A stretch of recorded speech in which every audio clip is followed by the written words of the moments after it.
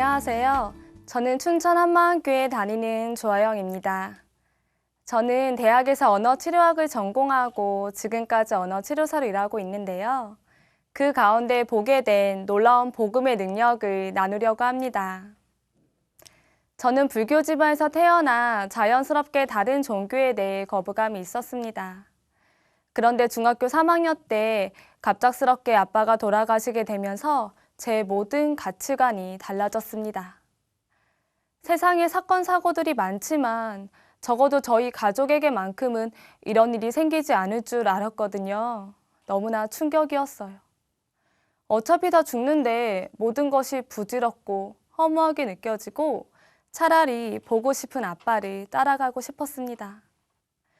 그때는 정말 힘들었는데요. 감사한 것은 이 일을 계기로 저희 가족이 교회에 나가게 된 것입니다. 마음이 힘들어서인지 엄마가 교회를 가자고 했는데 이상하게 아무런 저항심이 생기지 않더라고요. 그때는 누구라도 계시면 저를 좀 붙잡아 달라는 그런 심정이었어요. 교회에 가서는 설움에 북받친 눈물만 나왔습니다. 하나님의 존재가 저에게 너무나 따뜻하게 느껴졌고 저는 그렇게 하나님께 위로받으면서 신앙생활을 시작했어요. 그런데 하나님을 알게 되고 천국과 지옥에 대한 실상을 알게 되면서 제 신앙에 큰 장벽이 생겼는데요. 그것은 아빠가 천국에 가지 못한 것 같다는 생각이었어요. 이것은 아빠의 죽음만큼이나 큰 아픔으로 다가왔습니다. 왜 아빠는 구원해 주시지 않으셨냐고, 꼭 그렇게 아빠를 데려가셔야만 했냐고 하나님을 원망하는 마음이 들었어요. 그리고 이런 생각이 들 때면 저는 더 이상 기도할 수 없어 기도를 중단했는데요. 어느 날 하나님께서 기도 시간에 제 시선을 완전히 바꿔주셨습니다. 너에게는 혈육의 가족만 가족이냐고, 하나님에게는 모두가 하나님의 가족이라 하시며 잃어버린 영혼들을 향해 아파하시는 마음을 알게 하셨어요. 저는 아빠에게 향했던 그 안타까운 마음이 동일하게 예수님을 믿지 않는 사람들에게도 옮겨졌고 그때부터 영혼 구원이 가장 귀한 일임을 알고 전도에 대한 열정이 생겼습니다. 제가 직장에서 만나는 아이들은 모두 언어 발달 장애아예요. 언어 발달 장애는 언어 능력이 또래 수준과 비교해서 2년 이상 지체된 상태를 말하는데요. 언어 장애가 있는 아이들은 발달장애, 내성마비, 시각장애, 청각장애 등 한 가지 또는 두 가지 이상의 중복장애가 있는 경우가 많습니다. 제가 첫 직장에서 맡은 대상자는 만 10세 이하의 아이들이었는데 대부분 중증장애 아이들이었어요. 그 중에 한 아이는 질문과 대답을 이해하지 못해서 상대방이 하는 말을 계속 따라했습니다. 예를 들어, 이거 누구 거야? 라고 물어보면 누구 거야? 라고 따라 말하고 어디가? 라고 물어보면 어디가? 라고 따라했습니다. 또 이 아이는 시각장애와 더불어 지적장애까지 있어서 의사소통을 가르치는 일이 쉽지 않았어요. 그리고 한 아이는 초등학교 3학년인 남자아이였는데 키도 저만하고 등치도 크고 힘이 굉장히 좋았어요. 그런데 이 아이는 저를 처음 만나던 날 치료실 문을 열자마자 돌진해 오더니 머리로 제 가슴에 들이박았습니다. 정말 숨이 멎을 것 같았는데 눈물을 꾹 참았어요. 또 아이가 감정에 민감하게 반응했는데 무엇인가가 아이의 감정을 상하게 하면 갑자기 쥐고 있던 연필로 저를 찌르려 하거나 주먹질과 발차기로 자신의 감정을 마구 표현했습니다. 이 바람에 저는 늘 긴장이 되었고 등에는 식은땀이 흘렀습니다. 이 외에도 아이들마다 다양한 양상을 보였는데요. 잡히는 물건을 모두 던져서 삽시간에 치료실을 아수라장으로 만드는 아이도 있었고 갑자기 사라져서는 복도에 있는 벌레 머리며 다리를 하나하나 분해하는 아이, 또 항상 천장만 쳐다보고 절대 고개를 내리지 않는 아이도 있었어요. 그리고 아이들의 언어 발달 수준은 대부분 2세에서 3세 수준이었는데요. 모든 사물의 이름을 통일해서 엄마라고 부르는 아이도 있었고 하고 발성만 하는 아이, 또 알아들을 수 없는 자신만의 언어를 사용하는 아이도 있었습니다. 저는 이 아이들을 보며 하나님 앞에 엎드릴 수밖에 없었어요. 아이들이 보면 어느 누구도 복음을 들려줄 수 있다고 생각하지 못했을 것입니다. 그래서 저는 아이들이 왜 기도만 했어요. 하나님께 이 아이들의 장애를 완전히 고쳐달라고 그렇게 기도했습니다. 그런데 사실 이렇게 기도하면서도 제 마음 한구석으로는 과연 장애가 완치될 수 있을까? 이런 의문이 들었고, 그렇다면 이 아이들은 어떻게 구원받을 수 있는지 솔직히 막막하고 답답하기만 했습니다. 그러던 어느 날 저희 목사님께서 사도행전 17장 30절 31절 말씀을 선포하시면서 이렇게 말씀하셨어요. 복음은 너무나 쉽습니다. 전능하도 믿을 수 있습니다. 저는 이 말을 듣는 순간 귀가 번뜩였는데요. 저희 아이들이 생각났거든요. 제가 맡은 아이들은 지능 지수가 50 이하이거나 측정 불가로 나왔어요. 그런데 이 복음은 지적 능력이 낮은 아이들도 모두 믿을 수 있다는 거예요. 사도행전 17장 31절에 분명히 모든 사람이 믿을 만한 증거를 주셨다고 나와 있었어요. 모든 사람이면 혼자만의 세계에 갇힌 자폐아도, 또 지적 능력이 낮아 말의 뜻을 잘 이해하지 못하는 아이도 모두 믿을 수 있다는 거예요. 대부분의 아이들은 아직 말씀에 있는 시대, 회개, 믿다, 살다, 증거 이런 단어들을 알지 못했기에 저는 당연히 제가 성경 말씀을 읽어주어도 아이들이 이해하지 못할 거라고 생각했어요. 그러던 어느 날 친구가 유치원에서 실습함에 있었던 일을 듣게 되었습니다. 그곳에는 자폐아이가 한 명 있었는데 이 아이는 어느 누구에게도 아무런 반응을 하지 않는 아이였대요. 그래도 친구는 매일 이 아이의 귀에 대고 예수님이 부활하셨어. 예수님이 주인이셔. 사랑해. 이렇게 날마다 복음을 들려주었다고 했어요. 그런데 놀라운 것은요. 친구가 실습을 마치던 날 아이에게 마지막 인사를 건넸는데 아이가 친구의 다리를 붙잡았다는 거예요. 이 아이는 어느 누구에게도 아무런 반응을 하지 않던 아이였잖아요. 이 모습을 본 다른 선생님들도 모두 놀랐다고 했습니다. 저도 이 얘기를 듣고 많은 것을 생각하게 되었는데요. 보이는 모습과 상관없이 복음이 들어간다는 것을 깨닫게 되었어요. 그리고 이것을 놓고 하나님께 기도했을 때 하나님의 말씀은 이 땅의 언어가 아니라 하늘의 언어임을 알려주셨습니다. 성령께서 예수님이 말씀하신 것을 각 사람들에게 가르쳐 주시고 생각나게 해주신다는 것이 바로 이것이었어요. 그때부터 단어 뜻도 모르는 아이들한테 내가 성경 말씀을 읽어주는 것이 무슨 소용이 있겠냐. 이런 생각을 접고 순종하는 마음으로 기쁘게 복음을 전했습니다. 놀라운 일은 제가 복음을 증거한 다음부터 계속해서 생기기 시작했는데요. 평소 책 읽기를 좋아하던 자폐아이가 있었어요. 제가 이 아이한테 사도행전 17장 30절 31절, 요한복음 16장 9절, 로마서 10장 9절, 그리고 영적 기도문을 아이가 올 때마다 제가 보여줬거든요. 그런데 어느 날부터 이 아이가 이 모든 말씀을 암송해서 제 얼굴을 볼 때마다 줄줄 읊어대는 거예요. 그리고 시각장애 아이한테도 복음을 전했어요. 이 아이는 질문과 대답을 이해하지 못했거든요. 그리고 평상시에는 큰 소리를 내거나 혼잣말로 중얼거리는 경우가 종종 있었어요. 그런데 제가 복음을 전할 때 아이가 조용히 잘 듣는 거예요. 그래서 혹시나 하는 마음에 예수님이 누구시지? 라고 물어봤는데 아이가 주인 이렇게 대답을 했어요. 정말 놀랐어요. 기적이거든요. 제가 질문과 대답하기를 치료 목표로 했을 때도 아이는 대답하지 못했고 아이 어머니는 아이가 10살이 될 때까지 한 번도 아이에게서 정확한 대답을 듣지 못했는데 이 아이가 이 어려운 질문에 그것도 주인 이렇게 정확히 대답을 하니까 정말 놀랐습니다. 그리고 다음날 저는 아이에게 머리, 목, 가슴, 배아 같은 신체 어휘를 알려주었어요. 그리고 치료 중 제가 안에 뭐가 있지? 라고 질문하게 되었는데 아이가 안에 예수님 이렇게 대답을 하는 거예요. 정말 놀랐어요. 이 아이에게 복음이 들어갔구나. 정말 감격하게 되었습니다. 그리고 저에게 가장 생각나는 아이가 있어요. 7살 뇌성마비 아이예요. 이 아이는 뇌성마비로 인해서 몸의 일부를 구부리거나 펴려고 하면 몸 전체가 펴지거나 구부러져야 했고 호흡이 짧아서 한숨을 길게 말하지 못했어요. 발음은 불명확하고 말 속도는 느리고요.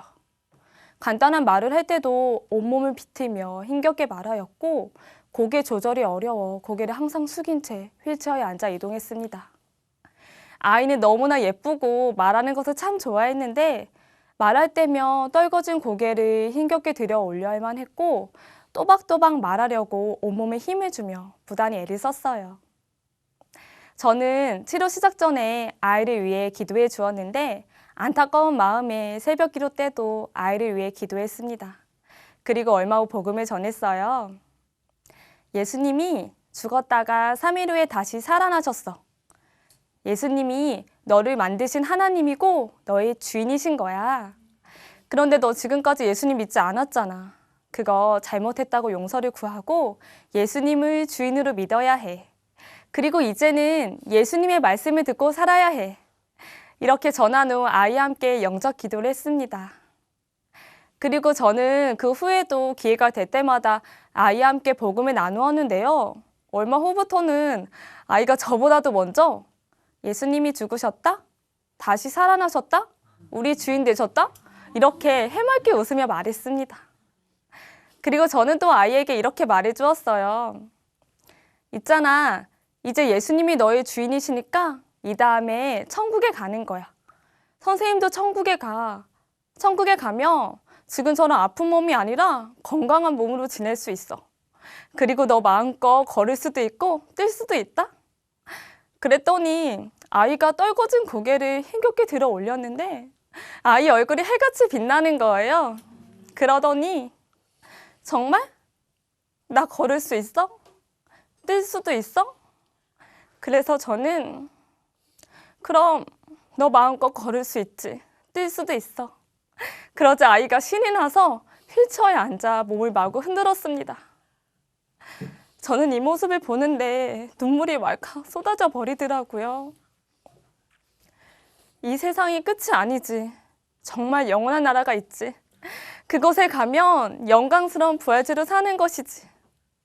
이렇게 부활체가 제 마음에도 선명히 새겨졌습니다. 그리고 며칠 후 잊지 못할 감격스러운 일이 일어났어요. 저는 아이에게 복음을 전했지만 아이 어머니는 믿지 않는 분이셨기에 저는 이 일을 쉽게 말씀드리지 못했는데요. 어느 날 어머니가 선생님 하고 기쁘게 부르면서 달려오시는 거예요.